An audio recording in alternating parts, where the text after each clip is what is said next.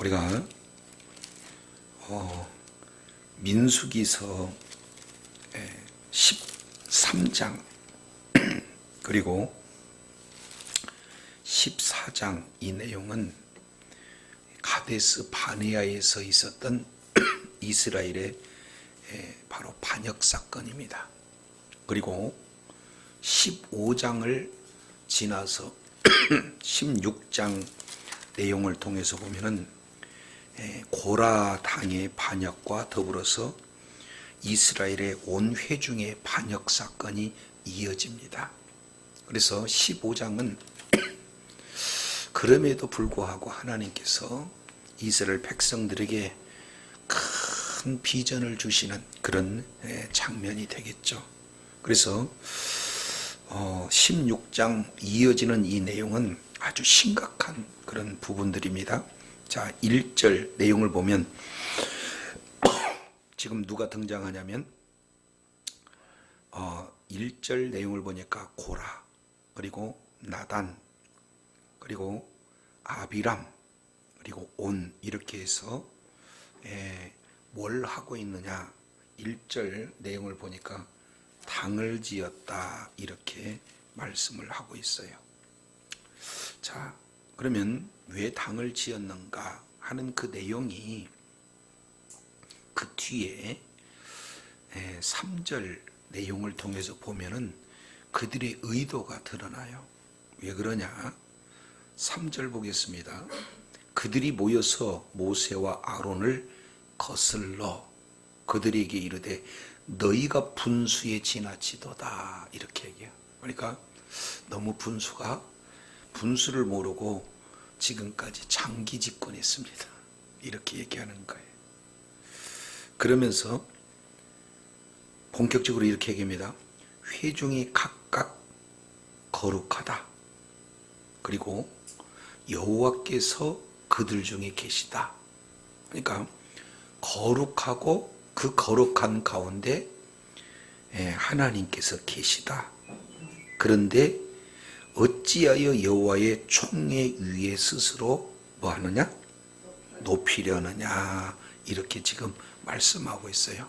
근데 여기서 중요한 단어 중에 하나가 뭐냐면 여호와의 총회 위에 스스로 높이냐, 이렇게 표현해요. 그러면은 이스라엘 전체 무리에 바로 지도자로 모세를 세웠고 대제사장직으로 누구를 세웠습니까? 아론을 세웠어요. 이것은 스스로 세워지는 거예요? 아니면 하나님께서 세우신 거예요?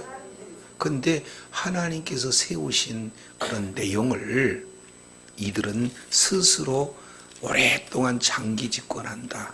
근데 너희들만 거룩한 게 아니고 우리도 거룩하고, 너희들만 하나님이 함께 하는 것이 아니고 우리도 함께 한다 하면서 지금 반역을 하고 있는 그런 내용들을 살펴봅니다. 자, 그런데 2절 내용을 보면 이스라엘 자손의 총회에서 택함을 받은 자, 곧 회중 가운데서 이름 있는 지휘관, 다시 이름 있는 지휘관 250명과 함께 일어나. 어떻게 일어나요? 함께 일어나. 여기서 중요한 내용은 회중 가운데에는 이름 있는 지휘관이 있다. 유명한 그런 지휘관들이 250명이 다 고라와 나단과 아비람과 온 이 당에 합류하고 있어요. 그러면은 여기서 내용을 보니까 결국 지도자 4명 플러스 유명한 지도자들 250명, 이렇게 해가지고 이제 254명이 모세와 아론 2명하고 지금 대치 구도가 되어져 있다. 이걸 우리가 살펴볼 수가 있어요. 자, 여기서 이제 중요한 한 단어를 우리가 살펴봅니다. 2절 하반절 내용을 보면은 지휘관 250명과 함께 일어나서 모세를 뭐 했다? 거스르니라, 여기서 거스르니라는 것은 조금 의역한 내용이고, 원문 내용을 통해서 보면은 뭐라고 하냐면 모세 앞에 일어났다, 이런 의미예요. 그러면은 이제 이들은 어떻게 됩니까? 철저하게 대적이 되어서 모세와 일전을 치르려고 이미 뭐 하는 거예요? 싸움하는 그런 자세까지 이렇게 놓여져 있다, 이것을 보게 됩니다. 이제 여기서 이제 우리가 한번 생각해 볼 수 있는 내용은 절대 다수와 소수 간에 지금 뭐가 되는 거예요? 대립 구도가 형성이 되고 있어요. 그러면은 우리가 오늘날 자주 내용을 통해서 보면은 다수 의견과 소수 의견, 그러면은 많은 사람들은 어디에 쏠리는가요? 다수 의견. 근데 신본주의 체제 하에서는 사람이 맞냐 적냐 이런 내용이 아니라 하나님의 뜻이 어디에 있느냐, 하나님의 주권과 하나님의 통치가 어떤 질서 가운데 적용되어지는가, 이것이 참 중요하다, 그 말이에요. 그래서 이들은 모두가 모여서 당을 짓습니다. 그리고 모세와 아론의 정면적 이제 대립 구조를 가지면서 너희만 거룩한 게 아니고 우리도 거룩하고, 너희와만도 하나님이 함께하는 것이 아니라 우리와도 하나님께서 함께 하신다. 그러니 너희들이 지금까지 너무 오랜 동안 지도자로 군림하는 거, 이거 너희 분수에 지나친 내용 아니겠느냐, 이렇게 해서 전면적으로 대적해요. 자, 이런 어떤 내용 속에서 히브리 기자는 이런 표현을 합니다. 자, 지도자를 대하는 자세, 이 내용은 대적의 자세가 아니라 지도자에게는 어렵고 힘들지만 항상 순종하고 복종하는 그런 어떤 자세를 요구하고 있죠. 히브리서 13장 내용을 통해서 보면은 이런 말씀을 하고 있습니다. 히브리서 13장 7절 내용을 보면은 하나님의 말씀을 너희에게 이르고, 1번 너희를 인도하던 자들을 생각하여, 이렇게 있습니다. 그러니까 지금 지도자에게 첫 번째 내용은 하나님의 말씀을 늘 뭐 하는 거예요? 일러준다는 거예요. 늘 일러준다는 거예요. 그리고 두 번째, 이건 진리 문제입니다. 그러니까 어떤 것이 바른 진리인가를 정확하게 제시하고, 그리고 너희를 인도하던 그런 어떤 자들을 생각하여, 두 번째요, 너희 행실의 종말을 뭐 해라? 주의하여 보고. 여기서 행실의 종말은 결국이 영생 문제입니다. 첫 번째는 진리의 문제고, 두 번째는 영생의 문제예요. 그리고 세 번째는 믿음의 본을 보여주는 자. 여기서 너희를 인도하던 자가 누구냐? 인도하던 자가 하나님의 말씀, 진리 문제. 두 번째, 인도하던 자가 너희의 종말에 관련 문제, 영생의 문제, 그리고 너희들의 믿음의 문제, 이런 신앙의 가장 핵심적인 내용을 너희를 인도하던 자가 너희에게 본받게 했다, 너희들을 이끌었다 하는 그런 어떤 내용으로 본다면 어떻게 해야 될까요? 아주 이들의 말씀에 뭐 하는 거예요? 순종해야 할 내용이에요.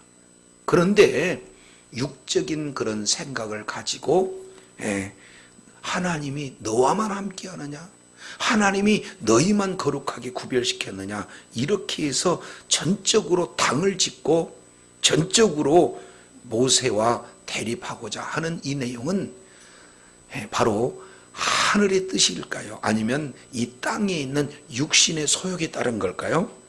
그럼요, 육신의 소욕에 따른 그런 어떤 내용이 되어집니다. 그래서 사도 바울은 갈라디아서 5장 이 내용을 통해서 우리 주님이 말씀을 하고 있는 것을 보게 됩니다. 갈라디아서 5장 16절의 말씀에 너희는 성령을 따라 행해라. 그리해야 육체의 욕심을 이루지 못한다. 이렇게 표현해요.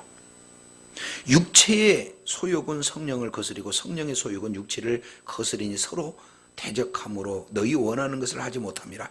18절 너희가 만일 성령의 인도함 받는 자가 되면 율법을 잊지 않고 9절 19절 20절 읽습니다. 시작. 육체의 일은 분명하니 곧 음행과 더러운 것과 호색과 우상숭배와 술수와 원수 맺는 것과 분쟁과 시기와 분낸 것과 당짓는과 불리함과 이단과 이렇게 얘기했죠. 그러면 여기서 뭐가 나옵니까?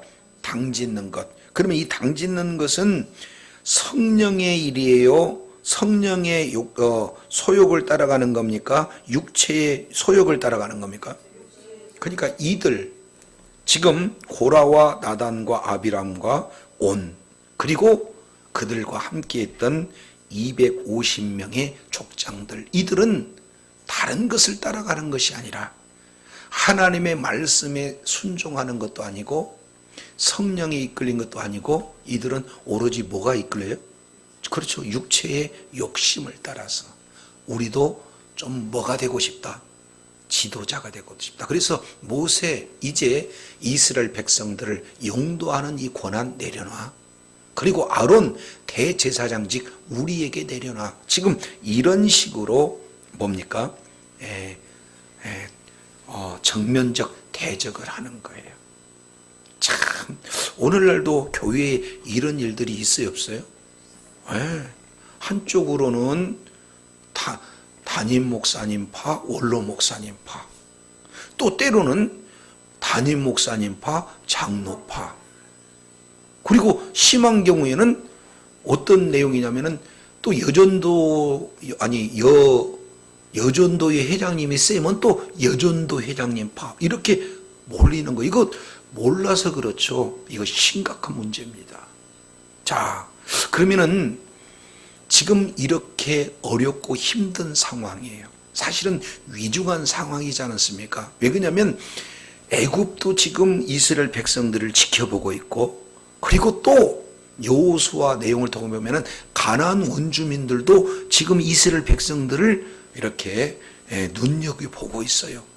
그러니까 호시탐탐 노려서 모두가 다 하나가 되어야 할 그런 시점에 내분이 일어난다는 것은 민족적으로 큰 위험을 이렇게 도사리는 그런 어떤 상황 속에서 지금 고라의 당이 이렇게 세워져서 이제 하나님께서 세우신 절대 질서에 그런 하나님의 주권에 이렇게 뭡니까? 대적하는 이런 사건이 발생되고 있어요. 그러면은 이런 문제가 발생이 된다면 이 문제를 어떻게 해결할 수 있겠는가? 이런 내용들을 우리가 살펴보는 거예요. 자, 6장 16장 4절을 우리가 한번 읽습니다. 시작. 모세가 듣고 뭐 했어요? 1번 듣고 바로 뭐 하는 거예요? 엎드려. 이것이 지도자로서의 참 이를테면 행동, 그 내용이 정말 중요해요. 그러니까 듣고 왜야 이렇게 하고는 화낼 법하잖아요. 근데 혈기를 내고 육신의 수단과 방법과 지혜와 경험을 동원하고 이런 것들이 많은 사람들이 행하는 실수가 되어지는데, 모세는 먼저 이런 큰 상황이 되니까 맨 먼저 하는 것은 뭡니까? 무릎을 딱 꿇어요. 하나님, 이 문제 어떻게 해야 될까요? 그러니까 우리는 늘 상황 속에서 내가 뭔가 하려고 하는 게 이게 문제가 되는 거잖아요. 먼저 지도자로서 위기를 만난 모세의 첫 번째 행동은 이 문제 앞에서 하나님 앞에 철저하게 낮아졌다, 기도했다, 이런 어떤 내용을 볼 수가 있어요. 그러면 이 모습을 통해서 본다면 어떻게 되는 겁니까? 자, 모세가 듣고 무릎을 딱 꿇어요. 엎드린 겁니다. 그러면은 하나님 앞에 엎드렸지만 실제 모양은 누구에게 엎드리는 거예요? 군중들 앞에 엎드린 거예요. 그러니까 나는 너희들에게 군림하거나 뭔가 아주 너희들을 억압하는 그런 존재가 아니라 나는 하나님의 그 명령을 따라서 너희들을 가나안 땅으로 이끄는 그런 섬김의 자세가 나에게 있다 하는 것을 지금 외적으로 보여주게 되는 겁니다. 우리 예수님도요, 이 땅에 오셔서 마가복음 10장 45절 그 유명한 내용이잖아요. 내가 섬김을 받으려 하는 것이 아니라 오히려 섬기려 하고 자기 목숨을 대속물로 주기 위해서 이 땅에 오셨다는 것을 말씀하고 있어요. 진정한 리더십은 여러 가지 많은 내용이 있지만 그 중에 가장 강력한 리더십은 섬김의 리더십인 줄로 깨달으시기를 바랍니다. 예수님이 친히 보여주신 거예요. 그래서 군림하는 자세가 아니라 섬기는 자세다 하면서 이제 하나님 앞에 간절히 이렇게 기도하고 섬기는 모습을 보여주는 첫 번째 위기에 맞은 모세의 첫 번째 행동이다라는 것을 우리가 봅니다. 우리 역시 마찬가지로 어려운 일을 당하면 순간적으로 육신의 지혜와 경험, 방법들을 통해서 문제를 해결할 수도 있어요. 그러나 신앙인으로서 가장 먼저 주님 앞에 엎드려 기도하는 그런 자세가 우리들에게 필요하다 그 말이죠. 자, 5절 두 번째 기도가 한 후에 이제 일사천리로 모세는 하나님 앞에 기도한 후에 어떻게 진행하는가? 두 번째 보세요. 자, 5절 내용을 봤더니 고라와 그의 모든 무리에게 말하여 이르되 아침에 여호와께서 자기에게 속한 자가 누군지 거룩한 자가 누구인지 보이시고 그 사람이 자기에게 가까이 나오게 하시되 곧 그가 택하신 자를 자기 가까이 나오게 하실 것이다. 이렇게 얘기해요. 그러면 이 모든 문제를 지금 억울하고 또 이 문제가 억울하니까 인위적으로 해결을 하려고 뭔가 해명을 하는 겁니까? 아니면 전적으로 하나님의 주권을 인정하고 하나님의 통치를 우리 주님 앞에 직접 받기를 원한 겁니까? 그래서 그 조치로 누가 하나님께 속았는지 이거 한번 따져보자. 이렇게 지금 하나님 앞에 또 이렇게 기도하고 있는 그런 어떤 모습들을 보게 됩니다. 자, 그래서 대안을 제시합니다. 자, 이렇게 해라. 너 고라와 내 모든 무리는 향로를 가져다. 내일 여호와 앞에서 그 향로에 불을 담고 그 위에 향을 두라. 그때 여호와께서 택하신 자는 거룩하게 될 것이다. 레위 자손들아, 너희가 뭐예요? 그러니까 지금 모세가 너희들 너무 분수에 지나쳐 그 말을 그대로 해갖고는 지금 너희들 너무 분수에 지나치다 해서 말을 어떻게 해요? 받아치고 있는 그런 어떤 내용들이 되어지는 거예요. 이것은 모세와 아론 입장에서 봤을 때 하나님이 세우신 직분이요, 하나님께서 이제 택하신 그런 어떤 존재인데 인위적으로 지금 이들은 모두가 모여서 많이 모였으니까 인위적인 욕심에 의해서 지금 진행하려고 하는 그런 어떤 내용이에요. 이것을 로마서 12장에 우리 주님께서는 뭐라고 말씀하시냐? 12장 3절에 이렇게 얘기해. 내게 주신 은혜로 말미암아 너희 각 사람에게 말하니 마땅히 생각할 그 이상의 생각을 품지 말고 오직 하나님이 각 사람에게 나눠주신 믿음의 분량대로 지혜롭게 행하라. 이렇게 말씀하고 있어요. 지금 우리 하나님께서 지금 레위 지파 이 자들에게도 특별한 은혜를 주셨다 그 말이에요. 직분을 주셔서 사명을 감당하라고 우리 주님께서 친히 지정하셨어요. 그런데 이들은 하나님께서 주신 직분을 망각하고 오히려 자기가 지금 제사장직을 대제사장직을 감당하고 그리고 모세와 같은 인도자의 그런 어떤 지도자 반열로 가기를 원한다. 이것은 하나님이 세워준 그 이상의 내용을 품었으므로 모세가 정확하게 너희 분수에 지나치다. 지금 이렇게 말하고 있는 것입니다.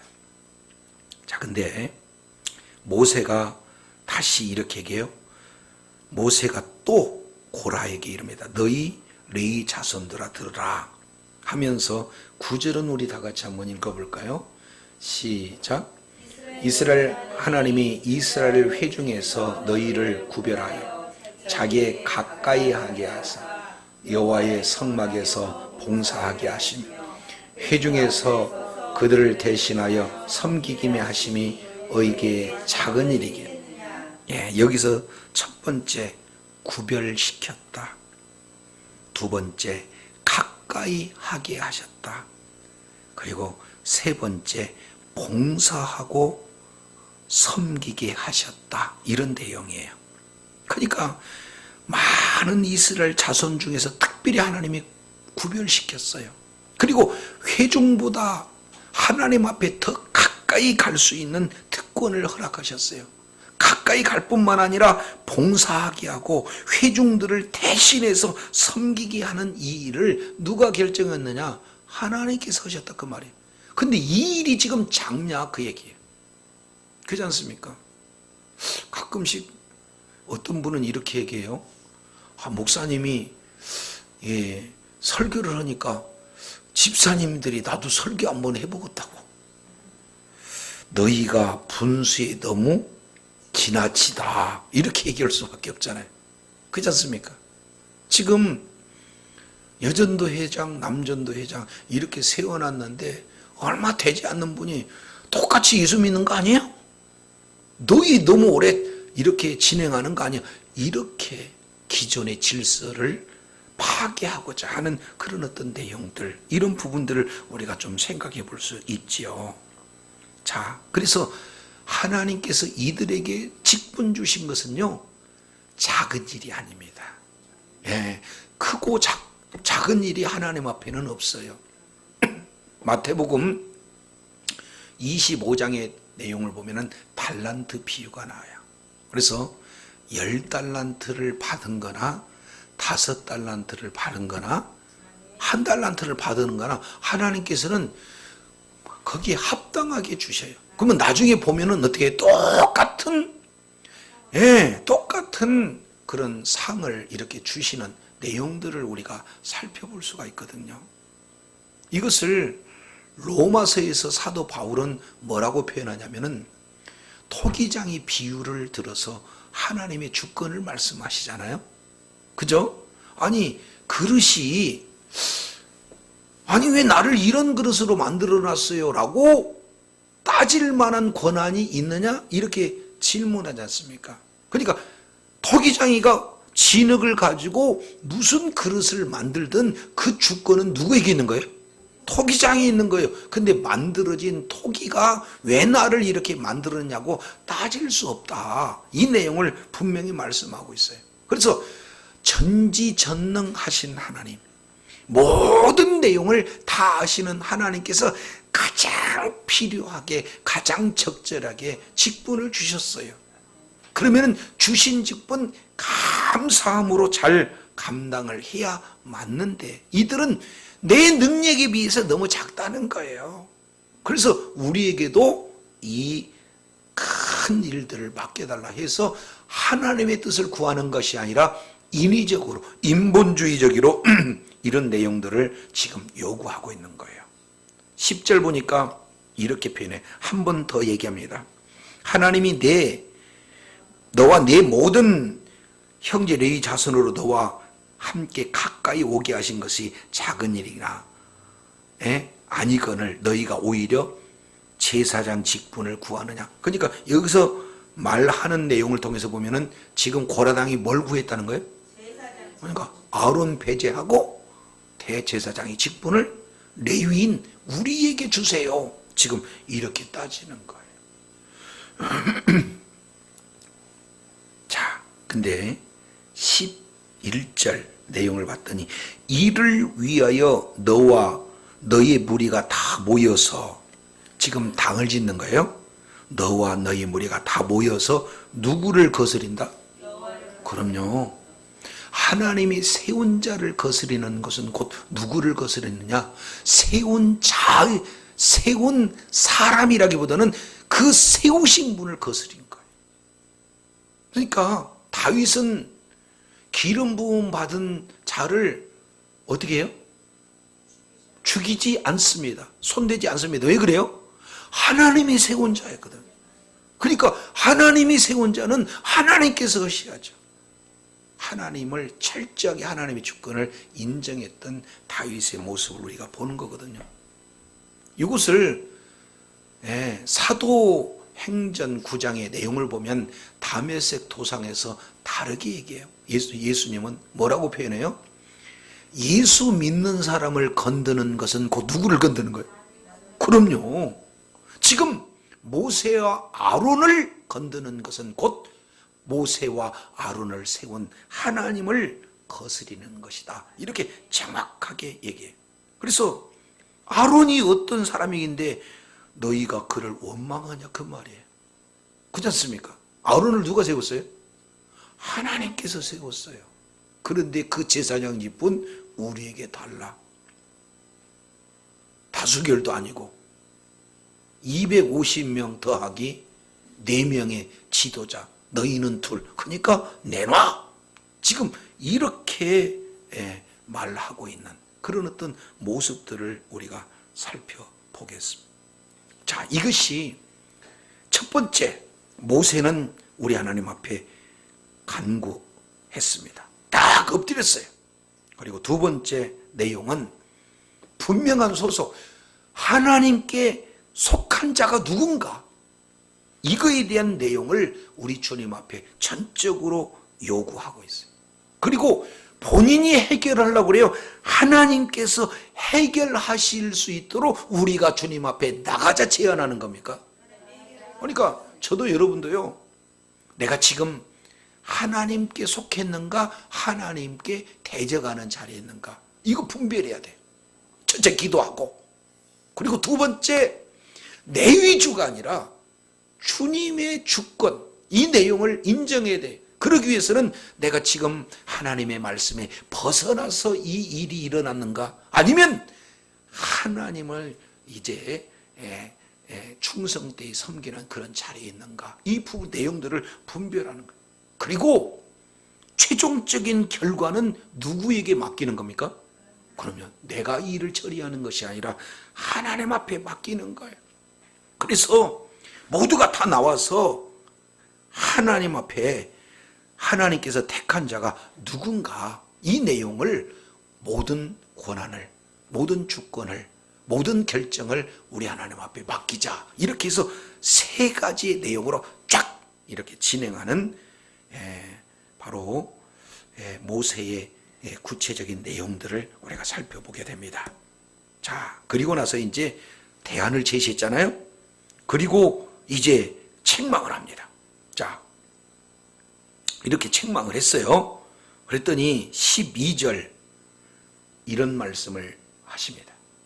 12절에 모세가 엘리압의 아들 다단과 아비람을 불러 사람을 보냈더니 그들이 이르되 우리는 뭐하지 않다?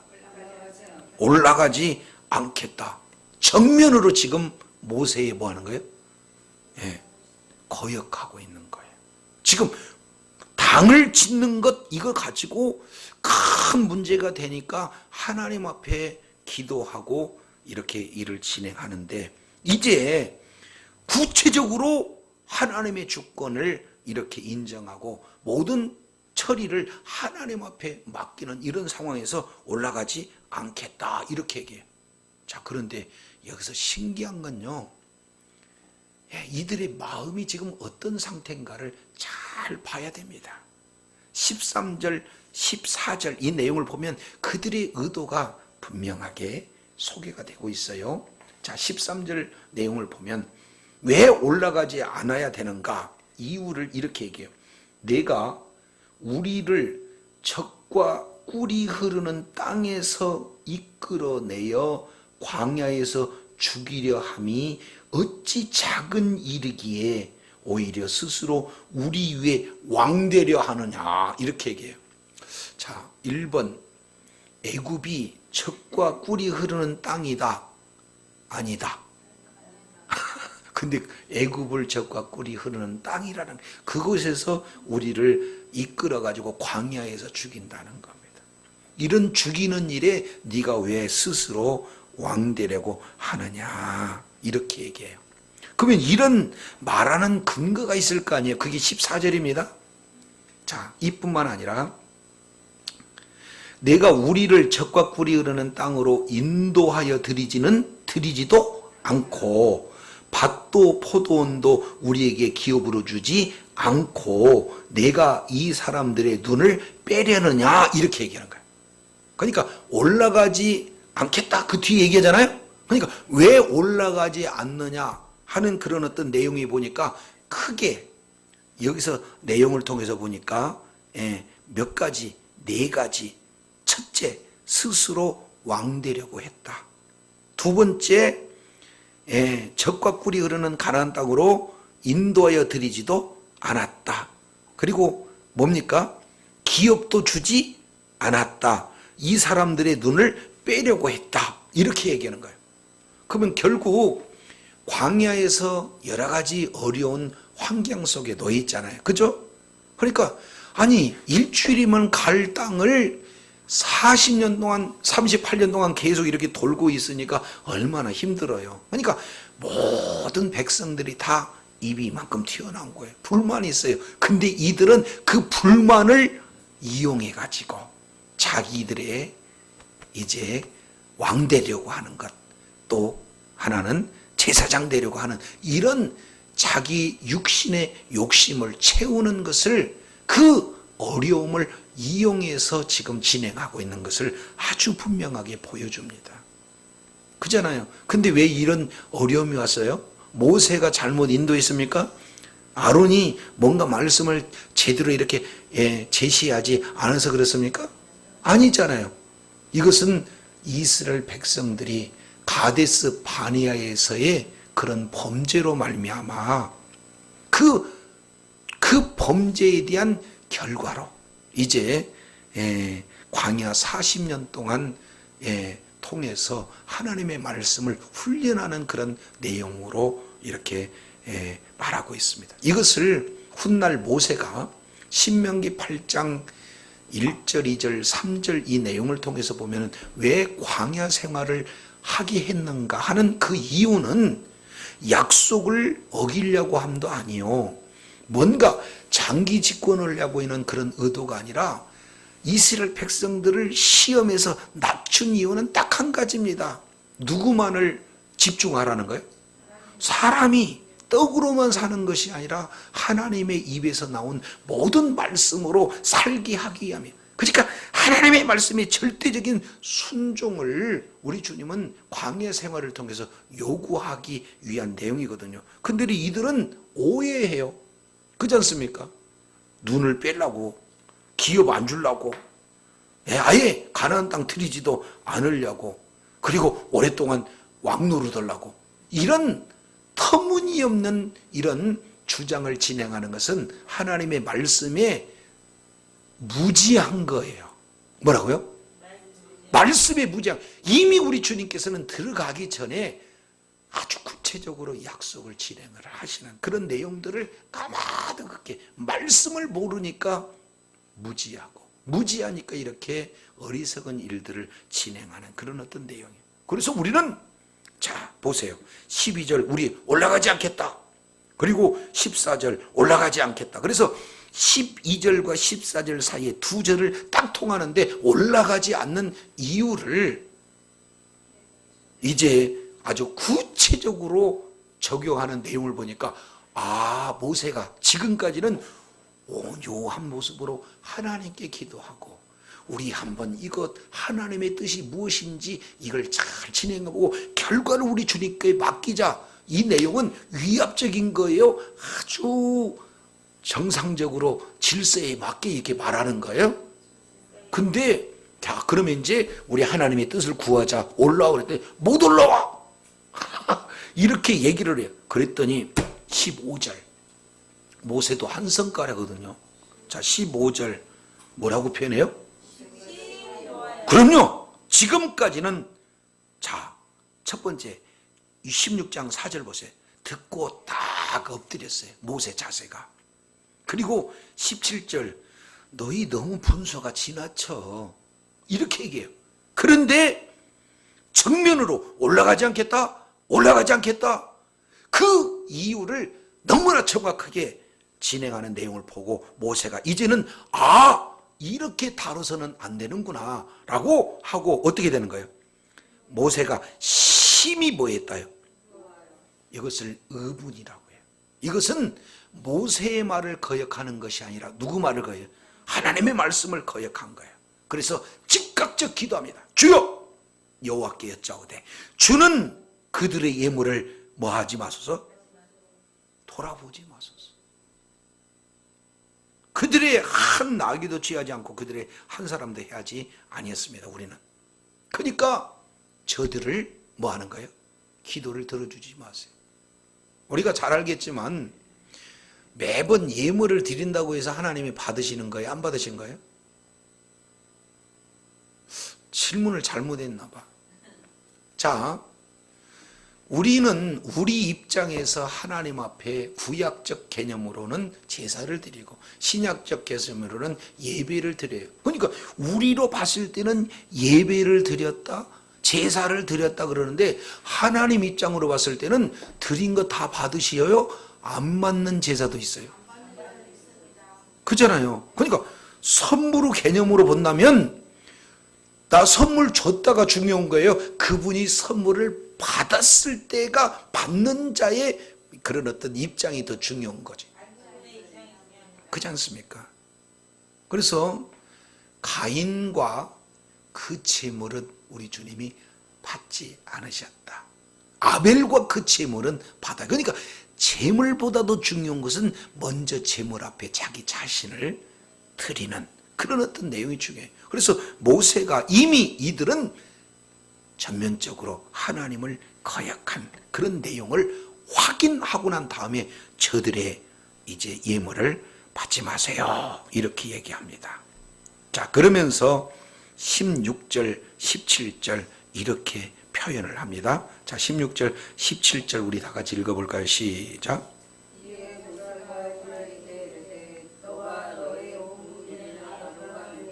내일 여호와 앞으로 나오되 너희는 각기 향로를 들고 그 위에 향을 얹고 각 사람이 그 향로 여호와 앞으로 가져오라. 향로는 모두 250개라.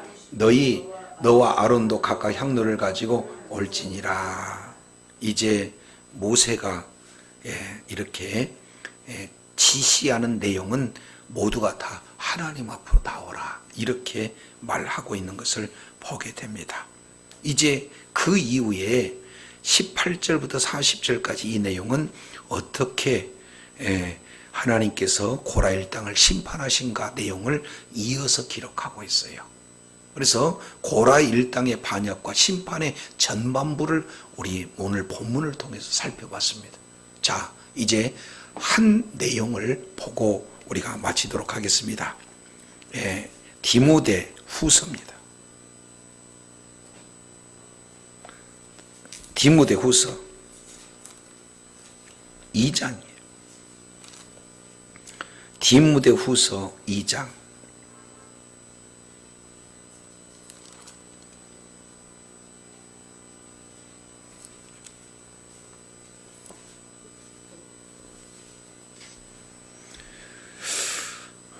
디모데 후서 2장 20절. 큰 집에는 금과 은그릇이 있을 뿐이요 나무와 질그릇도 있어요. 그러면 여기서 크게 금그릇, 은그릇, 나무그릇, 질그릇, 그렇죠? 네 부류의 그릇이 이렇게 진행이 됐습니다. 그러면은 모든 사람들은 질그릇이나 나무그릇을 원할까요? 아니면 금이나 은그릇을 원할까요? 모두가 다 그래요. 그렇지 않습니까? 지금 모세와 아론의 그릇이 하나님께서 택한 거고, 그리고 또 온과 다단과 그리고 뭡니까? 아비람, 그런 고라당에 맞는 우리 주님께서 그릇을 이렇게 선택한 거예요. 근데 여기서 자세히 보면 금그릇을 하나님이 쓰고 은그릇을 더 귀하게 쓰고 그런 차원이 아니다 그 말이에요. 왜 그러냐면 그릇이 많지만, 그죠?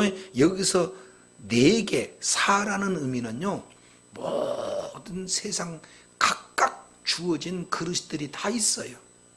근데 그 그릇들 가운데 우리 주님은 금이니까 중요하고, 뭐 질그릇이나 나무 그릇이니 좀 잘못된 그릇, 이 내용이 아니라 그 뒤에 이렇게 표현합니다.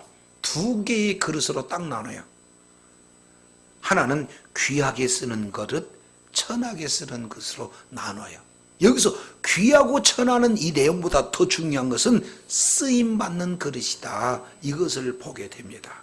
그래서 21절 잘 보세요. 그러므로 누구든지 이런 것에서 자기를 뭐하게 하면? 깨끗하게 하면 무슨 그릇? 그럼요. 그러면은 금그릇인데 깨끗하지 않는다 그러면은 귀한 그릇이에요, 천한 그릇이에요? 그런데 천한 그릇이라고 놓여져 있는데 나무 그릇이나 질그릇, 이 내용이 깨끗하다고 하면 하나님은 뭘 써요? 그럼 깨끗한 그릇을 이렇게 쓰신다 그래요. 그래서 중요한 것은 귀 쓰는 그릇이 되면은 1번 거룩하고, 2번 주님이 쓰시기에 합당하고, 3번 모든 선한 일에 준비가 되어지는 이런 그릇이 되었을 때 우리 주님이 뭐 하는 거예요? 그러니까 나는 거룩함을 유지해야 되는구나. 깨끗하는 것은 다른 게 아니에요. 거룩하다. 그리고 2번째, 주님이 쓰시기에 합당해야 된다. 3번째, 모든 선한 일에 준비되어졌을 때 우리 주님은 쓰신다라는 사실을 보게 됩니다. 그래서 지금 하나님께서 각 믿음에 합당하게, 아까 로마서 12장 3절 내용에 각각 분수에 합당하게 쓰시는 분은 주님이시고, 그러면 주님이 쓰시기다고 할 때 우리가 쓰임을 받기 위해서는 우리가 할 수 있는 일은 깨끗함인 줄로 믿습니다. 그건 거룩이고요, 하나님의 쓰임에 합당한 그런 어떤 내용이고요, 그리고 늘 쓰시기 위해서 준비된 그런 어떤 내용을 우리 주님이 쓰신다는 걸 보게 됩니다. 이제 모든 삶의 현상 속에서 조금 목사님이 조금 마음에 안 맞아, 그러니까 목사님 내려오세요, 내가 할 테니까, 말이 안 맞다 그 말이에요. 이해가 되시죠? 남편의 자리도 있고 아내의 자리도 있고 자녀의 자리들도 있어요. 회사에서 사장의 자리도 있고 또 중간 지도자나 사원의 자리가 있어요. 모든 삶의 현장 속에서 우리 주님이 이제 각각 분량대로 이렇게 진행하는데, 가장 중요한 것은 귀한 것으로 저와 여러분이 써야 될 때, 금이냐 음이냐 나무냐 질그릇, 이것이 귀한 것이 아니라 하나님이 쓰시는 것이 귀한 그릇인 줄로 믿습니다. 그러기 위해서 우리가 늘 거룩함을 유지하고요, 그리고 우리 주님의 합당하게 우리 주님이 쓰시고자 할 때 우리가 쓰임을 받는 내용이고, 그리고 하나님께서 쓰시기 위해서 우리가 언제든지 이러한 거룩 상태, 하나님이 쓰실 수 있는 그런 어떤 합당하게 쓰실 수 있도록 우리가 준비하는 그런 내용들이 중요하다는 것을 보게 됩니다. 오늘 고라와 그 일당들은 철저하게 인본주의로 하나님의 그 주권과 통치를 무시하고 자기 욕심에 이끌려서 하나님이 세운 지도자들을 이제 대적함으로 말미암아 궁극적으로는 하나님을 대적하는 자리에 있었어요. 반면 모세와 아론은 무릎을 탁 꿇으면서 위기를 만났을 때 먼저 하나님 앞에 기도했고, 그리고 정말 하나님께 속한 자가 누군지를 정확하게 분별하고 끝까지 모든 결과를 주님 앞에 의탁하는 신본주의적 그런 자세를 이렇게 갖춘 이 내용이야말로 바로 하나님이 쓰실 만한 그릇이다라는 면모를 보여줍니다. 저도 여러분도 그건 무조건 주어지는 합당한 그릇으로 지금 저와 여러분을 우리 주님이 쓰실 때 우리가 하나님께 마음껏 쓰임받는 이런 귀한 그릇이 되기 위해서는 우리를 늘 거룩한가 점검하고 하나님의 쓰시기에 합당한가 점검하고 늘 우리 주님이 쓰실 수 있도록 준비되어졌는가 하는 내용들을 점검해 본다면 끝까지 우리 하나님께서 귀하게 쓰임받을 줄로 믿습니다. 로마서 16장에서는 이렇게 표현해요. 누군가의 쓰임받아요. 악의 쓰임받을든지 의의 쓰임받을지. 그래서 우리 주님은 끝까지 의로운 병기, 의로운 무기로 쓰임받기를 원하신다는 거 기억하시고 주님 오시는 그날까지 주님의 주권, 주님의 통치를 인정하고 늘 주님의 뜻을 이제 받들어서 하나님의 그런 놀라운 선한 도구로 끝까지 의로운 병기로 쓰임받는 복된 역사 있기를 원합니다. 기도하겠습니다. 하나님 아버지 감사합니다. 오늘 고라당의 반역을 우리가 살펴보면서 이제 하나님의 주권, 하나님의 통치를 인정하는 신본주의 입장에서 여러 가지 위기를 만났을 때 어떻게 이 문제를 해결하는가 하는 그런 어떤 내용들을 오늘 모세의 리더십을 통해서 다시 한번 일깨워 주신 것 감사합니다. 이제 우리 하나님께서 귀하게 쓰인 그것은 바로 거룩한 그리고 주님이 보시기에 합당한 그리고 하나님이 쓰시기 위해서 늘 준비한 그런 그릇이라는 것을 다시 한번 일깨워 주셨사온즉 너무 분수에 지나치는 욕심을 따라 인본주의로 가는 어리석은 자리에 있지 않고 끝까지 주님 의지하여 쓰시기 합당한 준비된 그릇으로 또 주의 사명 잘 감당하는 거룩한 그릇으로 주님께 영광 돌리는 복된 자리 귀한 역사 있게 도와 주시옵소서.